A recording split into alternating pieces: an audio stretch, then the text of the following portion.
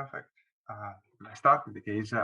Good evening, and thank you for joining us tonight for the new seminar, a monthly seminar of the History and Games Lab. I'm Gianluca Raccagni, and I teach medieval history at the University of Edinburgh, and I'm one of the members of the committee of the History and Games Lab.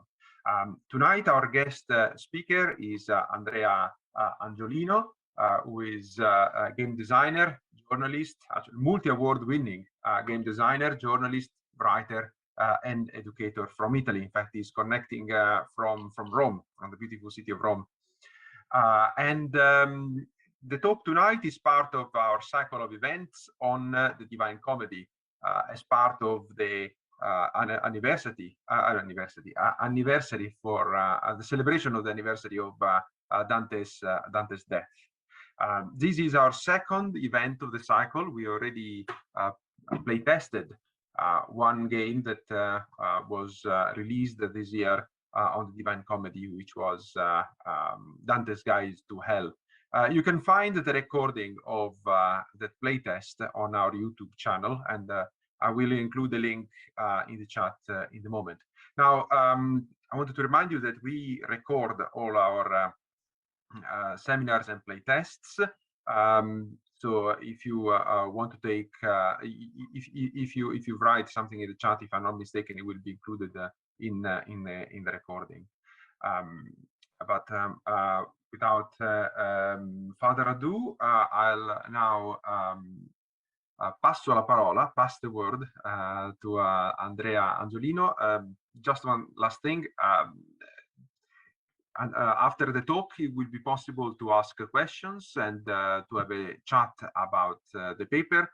We will do that by reading your questions on the chat. So if you have a question, write it on the chat, preferably at the end of the paper, and I will read it to Andrea. But now, Andrea. Okay, thank you. So here we are with quite demanding task, because there are actually many games about the Divine Comedy and many ways to play with it. So I'll try to be quick in reviewing different games with the poems, different ways to play, so then we can talk together. I prefer to talk with you instead than just talk to you. So okay. The first thing we can notice is that there are also what we could call games inside the poem. The poem is so rich and full of styles and different tones and everything. And one of the things that we can find inside, there are a few games that Dante plays with the reader. This is an example. It's of course, a word game. It's an acrostic, and it's from the end of the Paradise, the 13th canto. If you see the starting letters of each block of 3 verses, we are just after a prayer to Maria, to the Holy Mother, and to complete the Holy Family, Dante evokes Joseph, his husband, with the starting letter of the blocks of verses. Joseph, Ave is short for Ave, is the greetings to Saint Joseph. And it's actually quite a common thing in the poem. So if we go, sorry, no, there is a typo. If we go into Purgatorio in the 12th canto, when Dante speaks about pride, there is uom, actually is a O.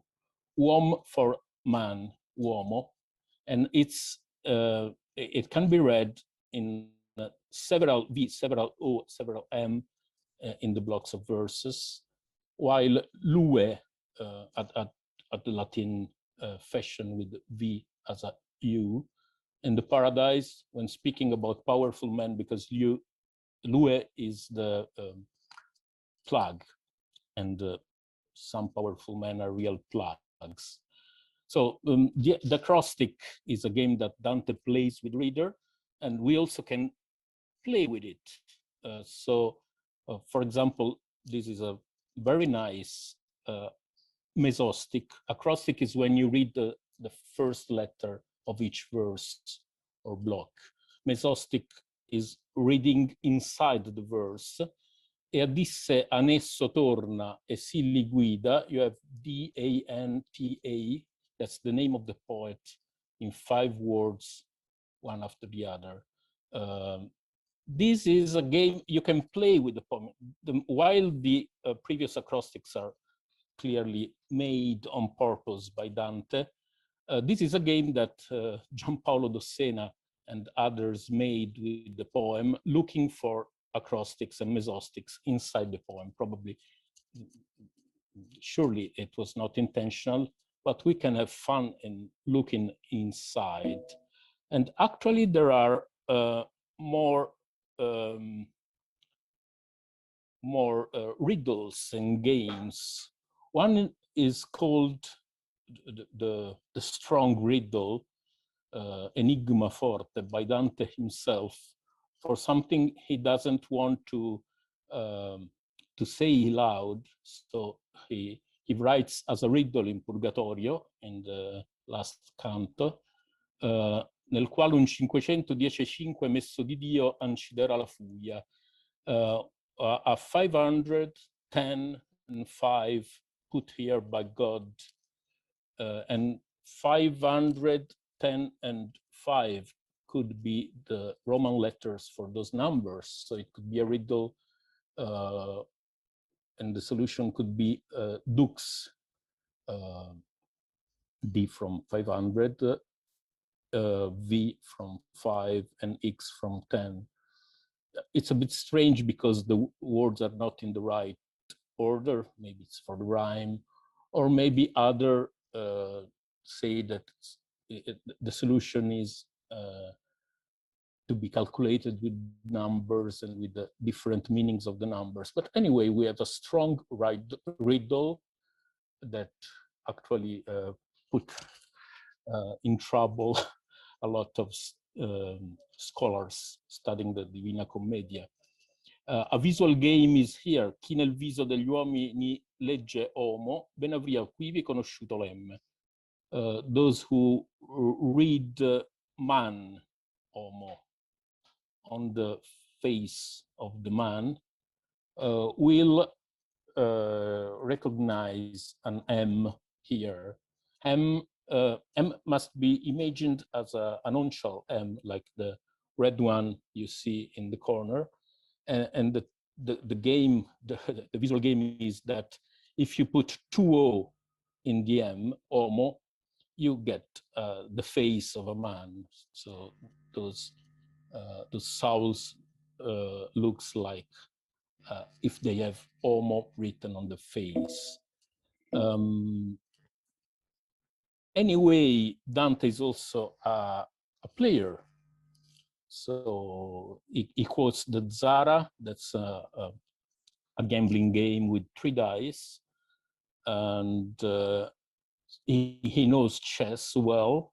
In some part of the poem, he speaks about ammillare, going up in thousands and thousands. And as the boxes in the chessboard. And that's a reference to the legend of the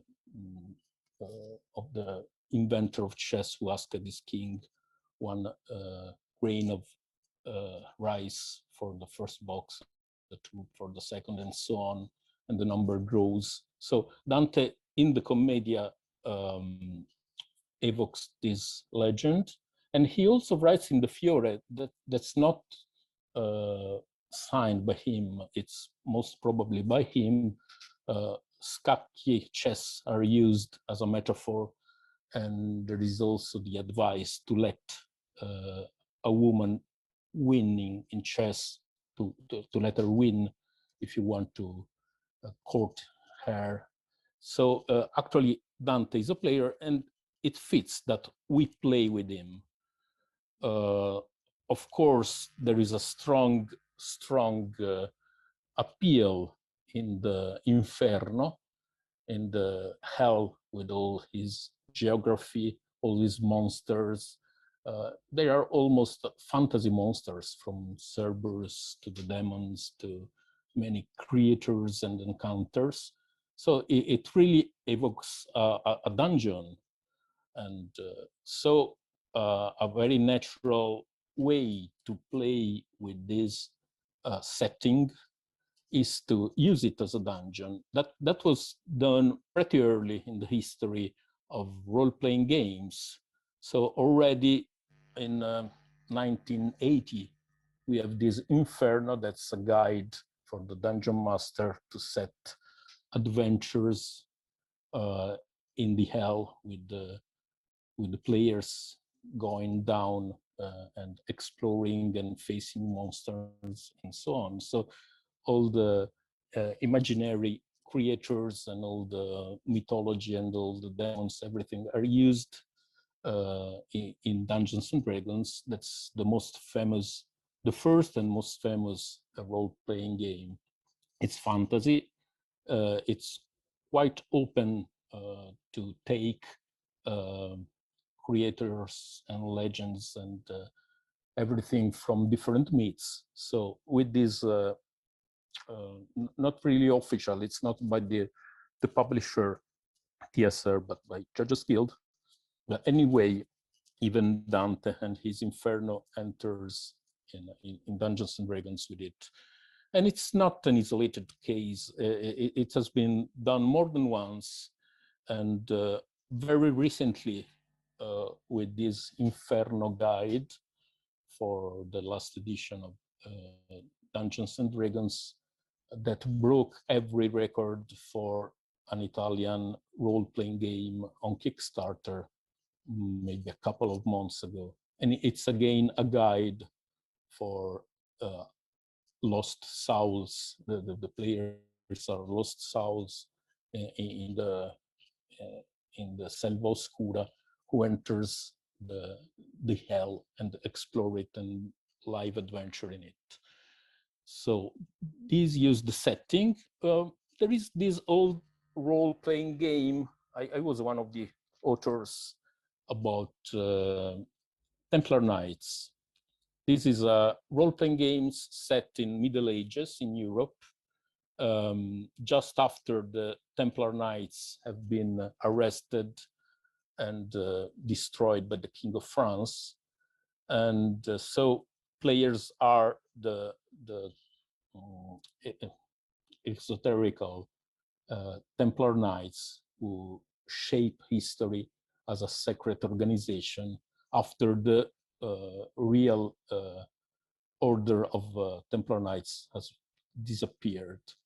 And I forgot it when I did the article for 𝐂𝐨𝐿 for our game magazine in Italy about games about Dante. I forgot about these, but in both the editions, the first adventure is set in northern Italy, and players have to retrieve a mysterious bag and to bring it to Can Grande della Scala in Verona.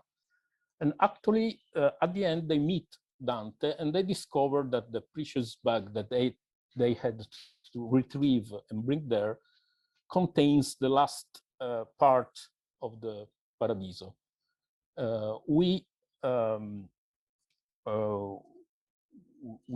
brought it thinking about a legend, a real legend about the disappearing of the last part of the Paradiso, and we put it together with the fact that in Paradiso, San Bernardo is the guide in the final part.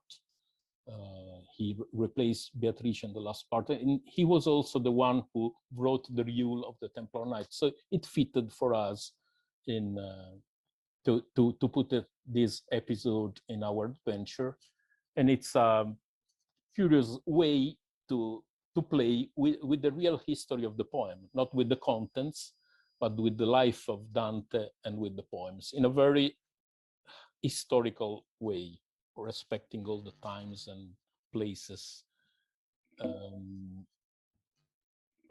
Going on, we have, that's not a commercial role-playing game. That's a murder party. Murder parties are the investigations in which players actually live in a detective novel, let's say. They investigate and they try to find the culprit. They are also made as thrilling weekends in hotels or as murder parties in houses. This one is a curious one by Giovanni De Feo, an Italian teacher. And he wrote this murder mystery game, Who Killed Dante Alighieri? That's a curious way to play. Actually, we also have a novelist in Italy, Giulio Leoni, who wrote several mystery stories, books, quite well-selling books, where Dante is the detective. Giovanni De Feo preferred to put Dante as the victim just after he spoke with his wife who went to visit him.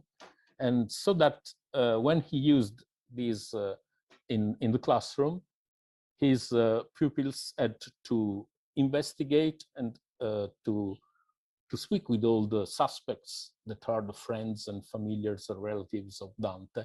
And so they, it was a good way in which they could know better all the people around Dante, speaking with them inside the game. It's a didactic game for teaching, so not commercial. Another relative of role-playing games are choose your own adventure game books. The books where you imagine to be the main character, and then every few lines you have a choice and you go from a paragraph to the other according to your choice, and the history is always different depending on your choices. There are several endings, some are happy endings, some are not, and if you're good at playing, you go to the best ones. I don't have a real image of these books because in May you'll be the main character, says the advertising of these Watson editions, but the book is not out yet. So it will be a game book by an Italian author, Alberto Orsini. It will feature both Dante and one of his relatives going down in the hell and meeting damned souls and demons and whatevers. Some parts will also be in verses. I'm very curious. I don't know exactly how it will be, but anyway, the game book is another way to play with Dante, somehow like a role-playing game, but you can play it solo, alone, without needing any game master. You just have the book. So while we wait, there is also a very popular, I think, video game, Dante's Inferno. And that's a strange example on how to play with Divina Commedia, because while we were very, very respectful to the history of Dante and his poem in our role-playing game, here we have a total fantasy situation.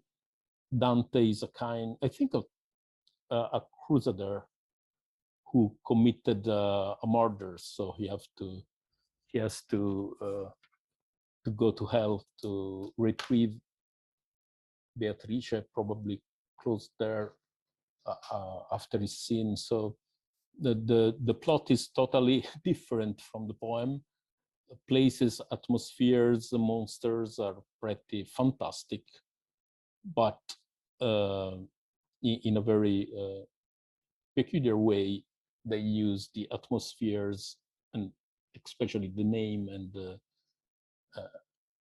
of the setting of Dante's Inferno with a very different approach.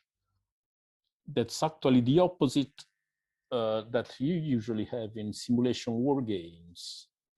So that's a print and play simulation by a designer from Florence, Roberto Chiavini. Board war games are very strategic and quite realistic games in which you recreate real situation and you put the players in front of the same choices that people would have in the real situation. If it's a simulation of a car race, you have the same choices about soft or hard tires, depending on the weather. If it's an economic simulation, you have the same choice of a company. And in a military simulation, you have the same choices of a general. Here you have two different battles, Montaperti and Campaldino. Montaperti is quoted several times along the Commedia. Campaldino is the battle where Dante Alighieri himself fought on horse. So that's another approach to both the subject, Montaperti, and the life of Dante. Now there are a couple of publishers who did, after his print and play version, they did more refined editions. Here we have more traditional board games. The first I quote is De Vulgari Eloquentia. It's not the comedy. It's not really Dante, actually. It takes the name from a very famous essay by Dante. Actually, is a kind of economic and social game in which you take a career at Dante's time and you make points in several ways. You can be a merchant, you can be a monk, you can be several person, and collecting books is part of the game. So it's somehow related, not only for the title to Dante's time and his activity as a writer, but there are more direct derived games from the Commedia. I don't know them, actually I found them online, but they're very nice. They're quite impressive. I think it's a French publisher who did those two board games. One is about the hell on the left, and the second about the paradise. Again, the shape of the hell, that's pretty fascinating, became a board, quite, a fascinating one. And then there is the purgatory on the left, on the right. I don't know if a third one about paradise is planned, but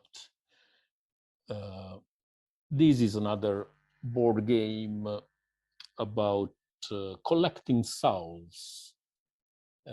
So that's the aim, Hell's Rising. That's the aim of the players. And actually, it's not the only one. In Italy, we have a very easy Inferno by Renato De Rosa, Venice Connection.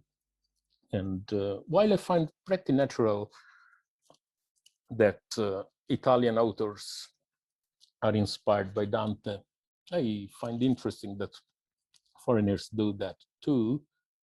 I wouldn't expect so much.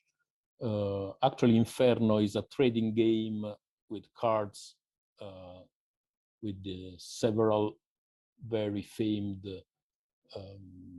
Sauls, from Henry VIII to Cleopatra to whatever, and people trade them. There is no direct influence by Divina Commedia is not quoted, but anyway, there is some influence. So if I put these two in my gallery just to represent many games that, even if they're not directly from the Divine Comedy, they are influenced. By the way, Inferno is very evocative. It's even one of the many words that Game Workshop trademarked for their own line of Warhammer and Warhammer 40K products. Here we have a Dante Inferno, a strategy board game, not very successful, I think, not very good votes online. Quite impressive for the miniatures that are used.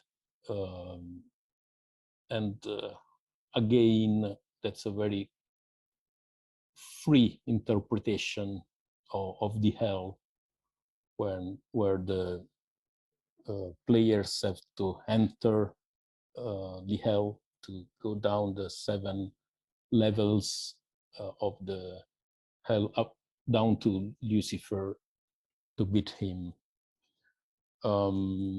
That's another interesting game. Paolo e Francesca, Intrighi a Gradara. Paolo and Francesca are the two lovers that Dante meets in the hell, and they met at the castle of Gradara. That's in almost northern Italy, at the boundary between central and northern Italy. Gradara actually has a castle of Paolo and Francesca. His touristic fortunes are linked to this castle. That's actually a reconstruction. It's not an historical castle, but all the village is very nice and feels like a medieval village. And it's a very important... We have the author in the audience. Okay. Hi to Filippo Gasperi, who is also the mayor of Gradara. Hello to everyone. Nice to meet you, Andrea. Nice to meet you. Gradara is I wish to thank Filippo and the Comune of Gradara who are supporting the cycle of events. Thank you to you, Gianluca, and to your one fantastic and interesting program about this issue. Grazie. Well, Gradara is a very, very, very important place for games in Italy, because from 1991, I'd say, Gradara Ludens is an organization that started to make festivals and meetings and conventions for teachers, for players, for associations, and all the village for many years has been lively and full of players of any kind of games, and still now they go on in bringing on game culture and the use of game in several ways, as a game, as a teaching tool, and so on. So this game actually allows to form with the cards all the village of Gradara, and there is trade, there is everything, but two main characters are Paolo and Francesca. And if you then play with the advanced duels, you meet also Gianciotto, the betrayed Gianciotto that killed the two lovers. This is a card game from maybe 8 years ago, and now with the 700... I'm sorry, Andrea, just one little saying, because you said that Gradara Castle was a sort of reconstruction, historical reconstruction, but it isn't quite this because indeed it's quite realistic, as we can find some of course restoration work in early 90s, the beginning of the 19th century, but we can say that Gradare Castle is most as it was in the 15th century, as the Malatesta family left us. Okay, that's perfect. all. Sorry. Okay. yeah. Perfect. So now we are in the 700th anniversary, and several publishers started to be interested in the Divine Comedy. We already saw the Inferno role-playing game supplement that was so successful on Kickstarter, and this is just not probably the most original game you can find. It's by the 𝐂𝐬 publisher, as you see in the corner down there. 𝐂𝐬 makes textbooks and books, and they did the new edition of the Divine Comedy with kind of computer game on a CD, and with this game of goose. Not the most original way to put a setting in a game. The most obvious things in Italy, where game of goose is played from at least 400-500 years, is to make one with a different team. So, but anyway, you can find it with this new edition, and it's an easy way to play with the comedy and to meet the different characters of the poem and to get acquainted with it. So again, a teaching tool besides being a game.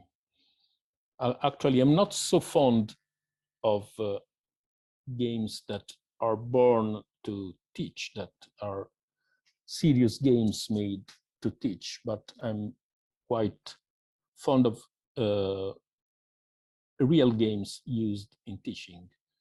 And as you have seen, all those role-playing games, simulations, and board games and whatever have very good teaching effects. They as you do actually yourself with your war games, historical games, and everything. You are not just making exercises that looks like a game, but you use real game mechanics, real games to bring to make pupils use know the settings, the characters, and whatever. Another real game is this Inferno by Federico Latini, a card game that you probably know well, with the use of the Dore drawings. That's a very nice interpretation of the poem. Cards are the people, the souls, the events and the meetings of Dante in the Inferno. And players must do the most varied meetings along their journey. It's interesting that they use the original Dore drawings, because this again brings the games close to the plot and to the real encounters of the poems. Of course, the video games has to use a totally different set of drawings or whatever, because they just invent totally different atmosphere, different monsters. I must say that Dore has been used several times in games, in literary games. For example, I used them in a Orlando Furioso role-playing game for the City Council of Rome. We did some courses to teach children how to play role-playing games in libraries and schools.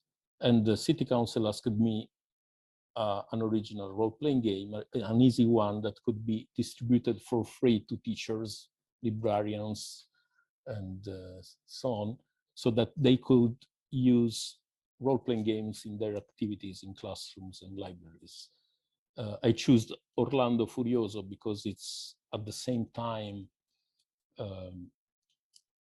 top literature, very classic and very respectful from the point of view of teachers and parents, but it's also totally fantasy from the point of view of the children that find monsters, heroes, magic items, fantastic places, spells, and whatever in the poem. And I also use those wonderful Doré drawings for that. And even a British role-playing game about the Baron of Munchausen by James Wallace, a quite easy and original role-playing games that was published several years ago, used the same Doré settings. And those are usually, using the original drawings, comes together with trying to respect the spirit, the original spirit of the poems, of the literary works. And so the drawings fits perfectly. This is my quick overview of those games.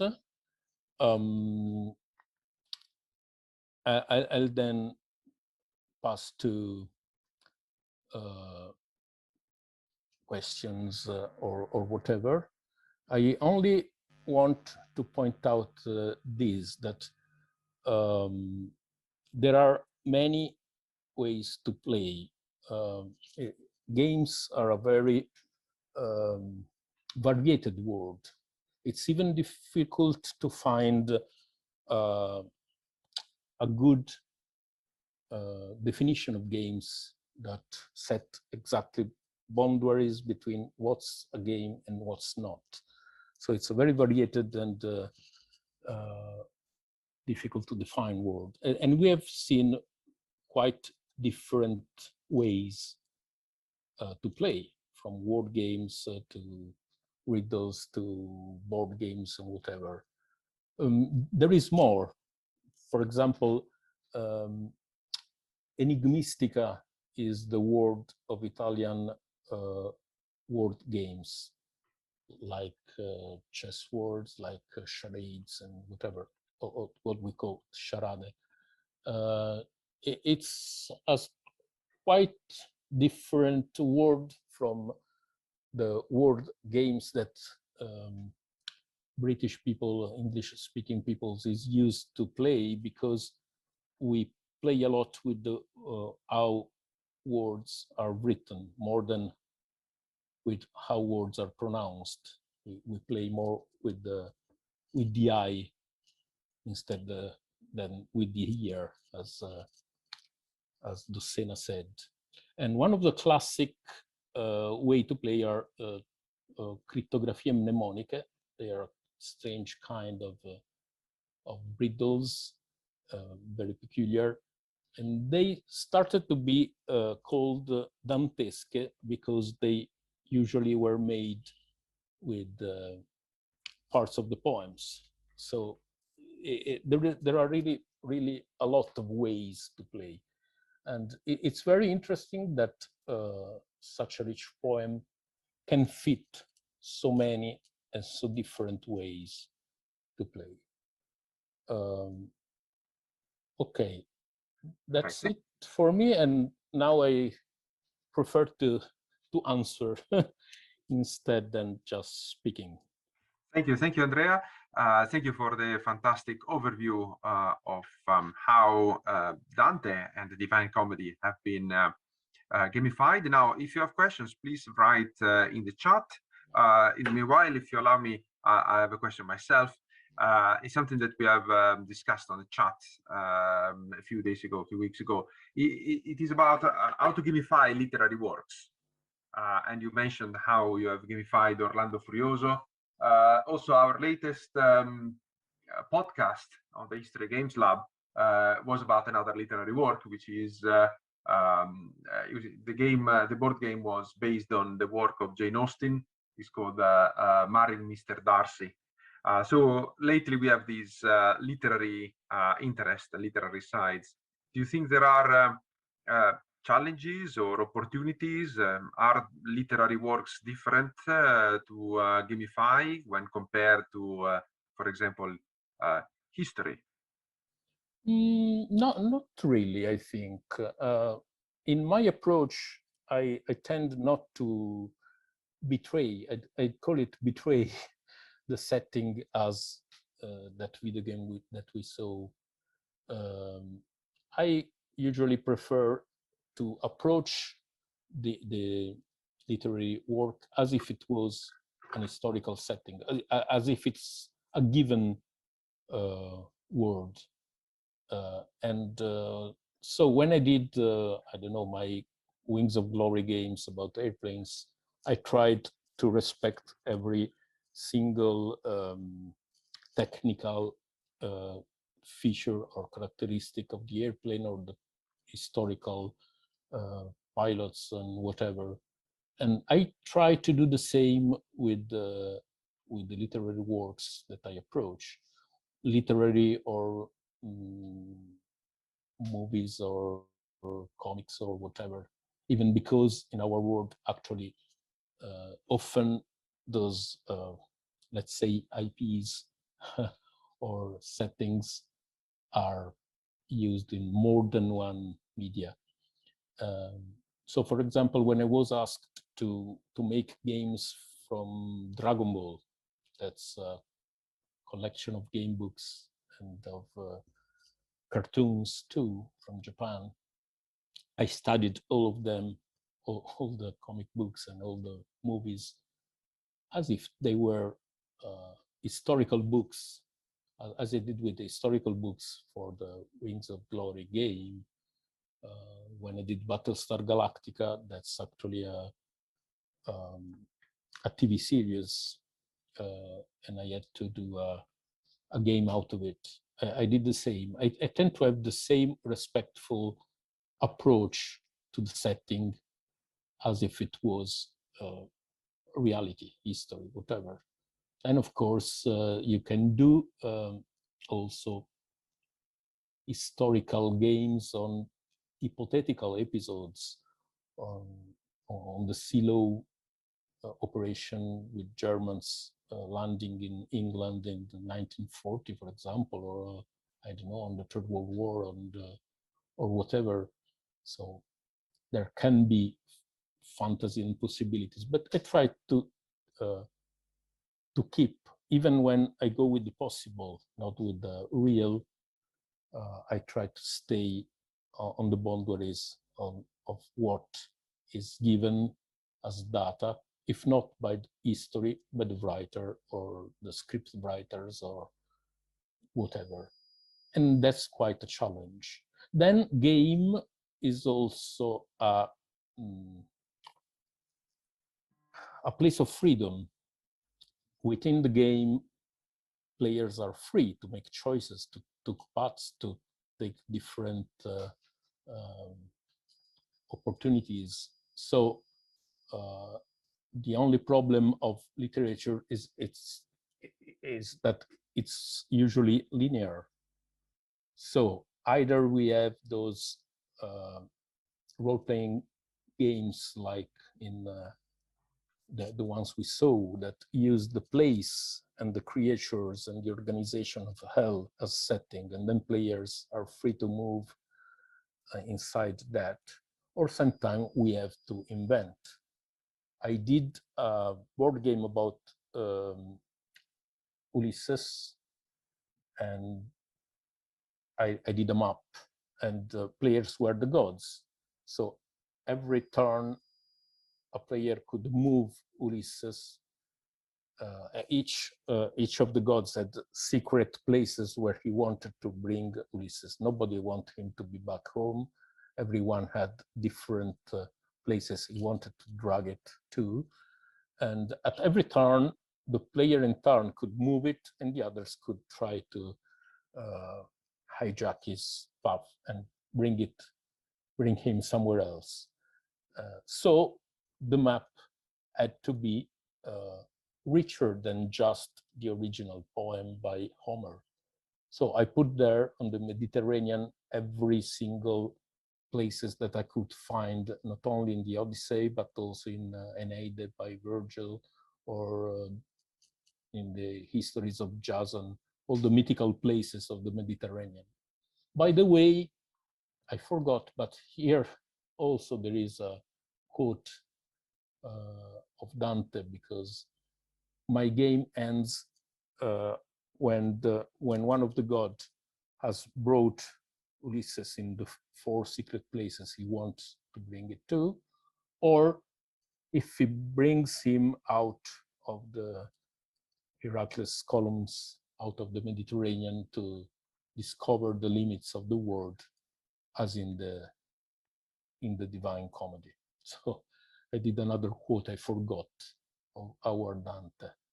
Yes, Dante adds to the story of Ulysses, saying that he once when he went home, he decided that to after a while he got bored, and he decided to explore the Atlantic, and God killed him before he reached the purgatory. Perfect, thank you. I have a couple of more questions, but I don't know if anyone else have questions. Andrea? Well, while I think about it, my other question is more relevant to the Divine Comedy. So it seems that you mentioned only one game that covers Purgatory, that it doesn't seem to be any game on Paradiso. Yeah, but well, even me, I prefer the hell is quite more lively and full of things, and so I think it's the most beloved of the parts of the Divina Commedia, but it's also the richer of situation that can be useful to a game designer. There is not only the travel, but there is a creature of mythological creatures, monsters, devils, and whatever. There is conflict, a lot of conflict. So these are good ingredients for fiction, and these are also good ingredients for a game. And as I find a bit more boresome the Paradise, probably also a player or a game designer finds less of a challenge of need, of a rich imaginary that makes a game interesting and fun, especially for the adventure games that we saw in the middle part of the slideshow. So role-playing games, choose your own adventure books.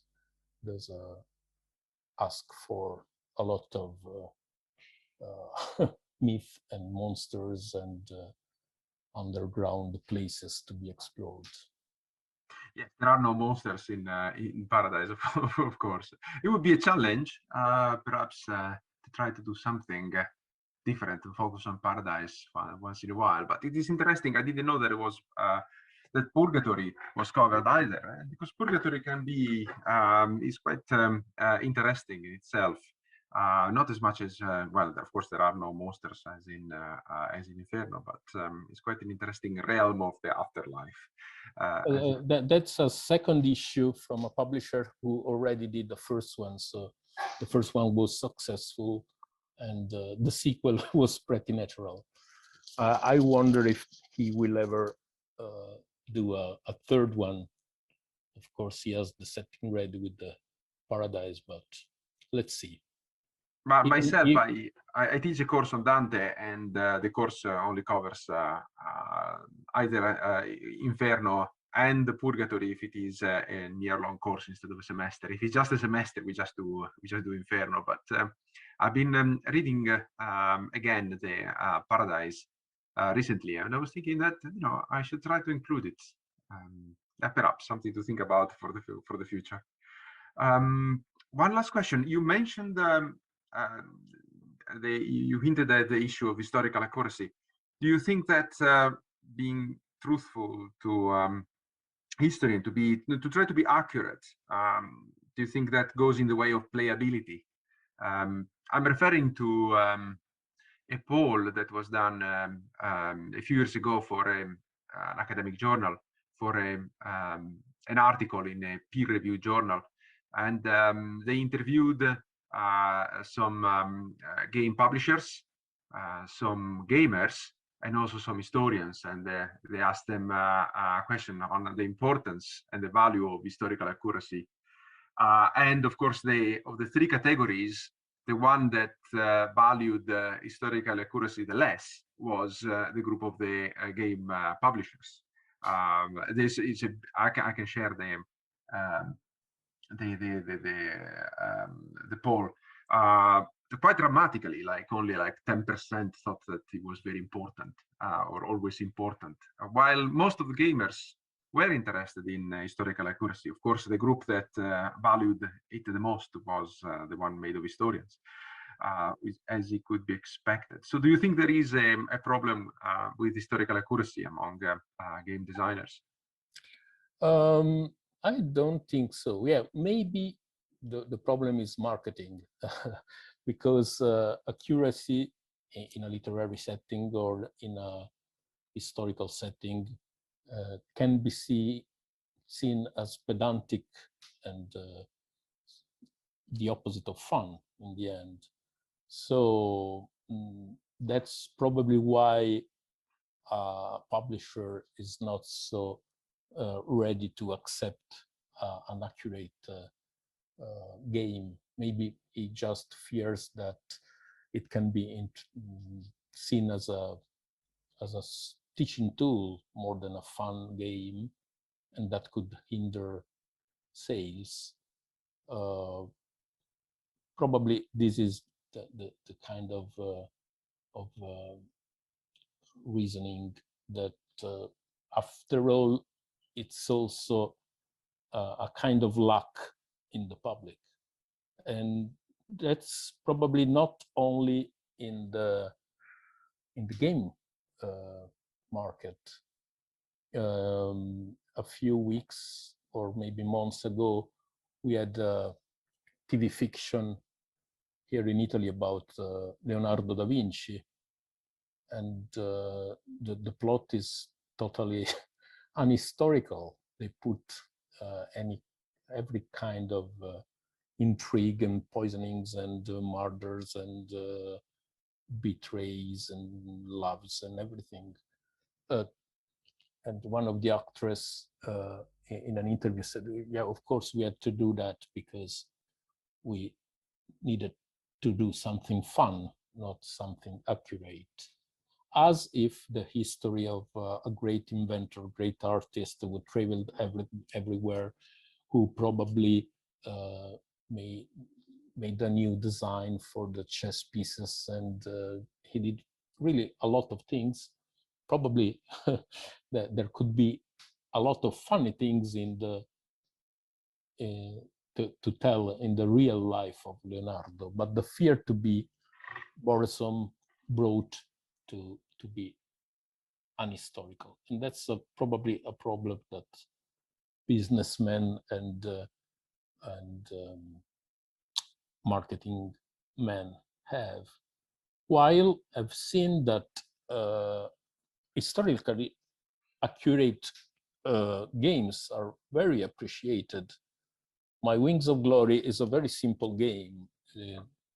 It's kind of a very stimulating simulation, and I put a lot of effort together with the artists and the miniature sculptures and everything to be accurate in totally pointless parts of the game. Even, for example, in the drawings of those very teeny cards, there are maybe 2.5 inches by less than 2 inches. So an airplane is maybe 3 centimeters. And but every one of them has a very accurate painting scheme, as matching the original airplane of the same ace. And I found one, a spud that should have cockades on the wing because the factory made them in that way, but there were no photographs from the real, from the Great War showing those cockades. So I called in Switzerland the artist of a historical book to know why, and he said they probably covered them at the front. So in the card, I had my artist put the cockades as a bit, showing a bit through the green paint, as if it was covered at the front with something very hastily, not a perfect work as in the factory. It's a kind of detail that's totally pointless from the game point of view. You can play even without. But then so many players appreciated that and pushed us to go on the same road. So we still devote energies and time to several kinds of accuracy. The one in the rules and the simulation, the one in the drawings, the one in the models, and whatever in the scenarios. I think that they can be very appreciated. And the most important thing is that they don't hinder the fun. If you don't care about them, you play and you don't even notice that, you play well all the same. Which brings me to my next question, which is what we were saying earlier about game design, hiding complexity or streamlining complexity to make, yes, to hide complexity in the mechanics. Yeah, that's an approach I had when I did this game, and I didn't think about it. At first, my idea in making that game was that I wanted to have a kind of simulation that was very simple to be explained, very simple to use. And I grew up with very detailed simulation from the 70s and the 80s with long rule books, many tables, many charts, and a lot of numbers on small cardboard pieces to be moved on hexagonal grids. They were quite complicated games. I wanted something very simpler that players could, fond wargamers could play without too much effort, maybe involving the rest of the family or new players. And that was also because we had a strong change in the approach to rule books and manuals in the early 80s. When we bought a videotape recorder, we studied the manual, and then we installed the videotape recorder, and then we started using it. Now, if we buy a new telephone, we try to use it, and we learn by doing, and just at the end, as an extreme resource, after we asked it around and maybe found, looked for information on Google, reading the manual is the very last option used. And that was also in games a big step, because before you studied maybe 8 pages of risk rules, and then after you just put a few coins in an arcade and try to play and learn without reading the instructions. The effect is that from the 90s, the level of difficulty of board games has been lowered to meet this new way, this new approach. It was the success of party games like Taboo or Trivial Pursuit or Pictionary, with very few rules, because people was not used anymore to study long rule books. So in my game, I tried to hide some details within the materials instead of in the rules. The rules can be explained in a few, maybe a couple of minutes, and then you can play. The trick is that you have airplane cards on your table, and then you have a deck of maneuvers. You secretly choose 3 of them. The maneuvers are arrows, and when everyone has chosen his own maneuvers, they all reveal the first one, put it in front of the airplane, and then put the airplane on top of the arrow tip. So actually the airplane flies on the table using the arrows on the maneuvers. That's totally simple. It's easy to explain, it's easy to play, but it allows me as a designer to keep every airplane different from each other. So if you have the red triplane of the Red Baron, you probably have short arrows because your airplane is slower than the French ace with a spud that's went up to, I don't know, 220 kilometers per hour, while the Red Baron did 160. A traditional simulation would give different point allowances to the 2 different planes, and you had to expand those one hexagon after the other, and spending them to turn, and the most agile had to spend less points to turn, and the less agile more points for each side, and there would be charts and tables to allow you to know how much did you have to expend. All this complexity is no more in the game because you just choose 3 cards in your deck. That's different from mine, but the detail is already there, is anyway there. So if a plane was embedded. It's embedded like in a video game or in a game book.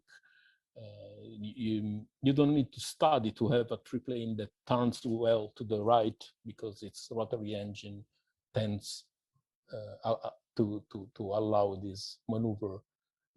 In the past, this was an exceptional rule or a different chart with a different expense of points. Here, you just have arrows of a different length and shape. But the rule is simple. Choose 3 arrows, use one, then another, then another. And it's an effort that I do to keep the detail hidden in the materials, to keep them in the game, not just giving up, because the old question for a designer was, must I have a simple game or a realistic game, a detailed game? I leave out the details, so I am simple. What I managed to do is to hide some of the details so that players don't have to handle them. They don't have to manage them, and the game is easier for them. But you don't have to give up and to just... when I did the same game with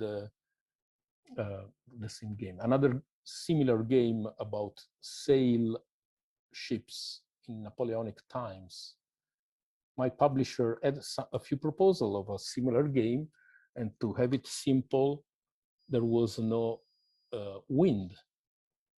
So they said, well, it's difficult to have a basic and simple game like the Wings of Glory, taking into account the wind direction. I said, well, I have to do it. If not, it's maybe a starship game, it's a car game, but it's not a sail ship game anymore. And with some challenge, with some effort and with a good co-designer, Andrea Mainini, who's also a sportman and a sailman, we managed, I think, quite efficiently. So when we had the Battlestar Galactica, we tried to do the same with inertial movement. It's the effort to keep the details. And even if publisher could fear it, people, I'm pretty sure, appreciate it. Oh, And I totally agree. Sorry. That's also good for literary games. I mean, when I did the collection of the 3 Dragon Ball games with Paolo Parrucci for Nexus, we made a big effort to make a map of the world for the board. There was no official world map, just a sketch in some resource book, but there was no World of Dragon Ball map. We made it. We find a way to put every famous places at the right place. And then after a while, we found our board in the fan sites used as the official map of the board, because people had appreciated that. At the same time, De Agostini, one of the main Italian publisher, did a chess set from Dragon Ball in the newspaper kiosk. I know people that dropped it after a couple of issues because there is no real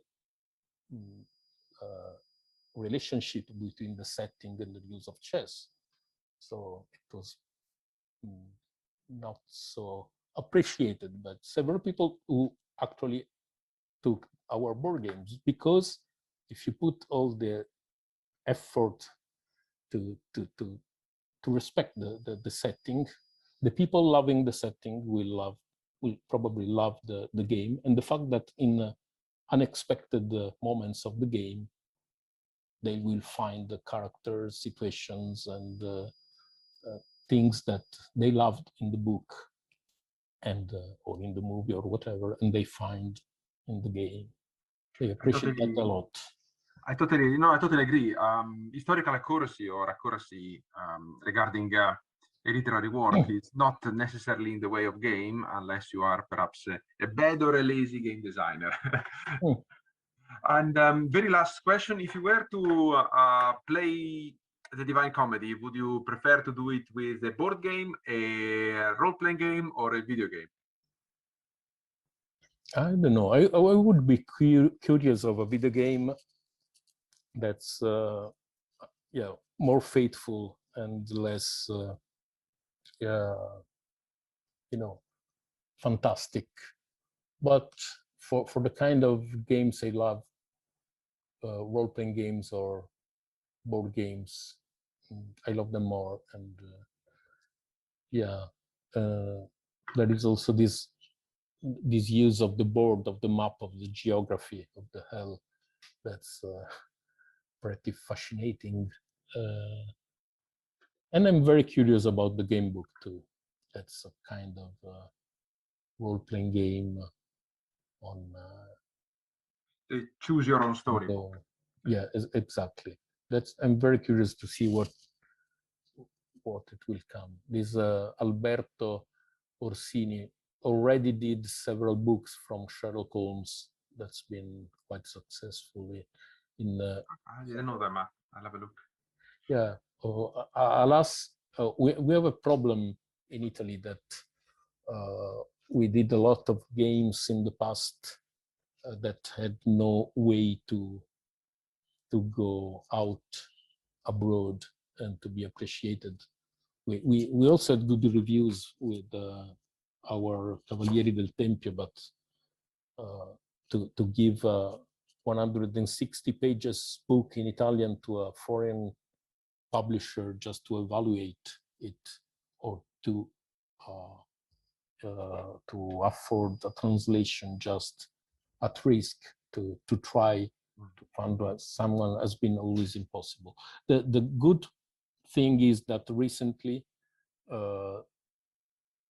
it's easier, because we did many board games in Italy that are quite successful. From literature, we have a very successful collection of Tolkien games, for example. That's a pretty interesting story.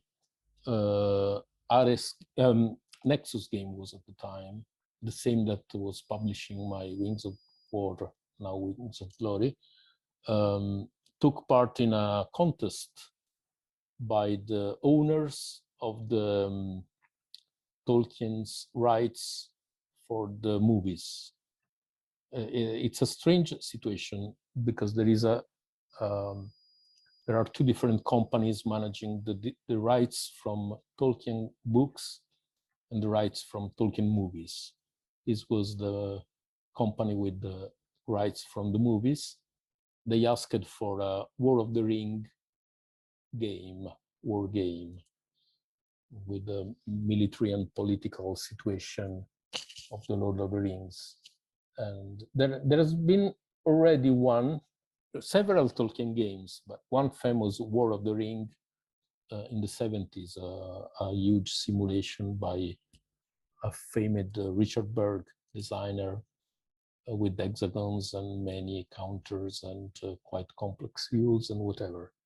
In this new contest 20 years ago, Richard Berg was there again, and Fantasy Flight from United States and Phalanx from Germany.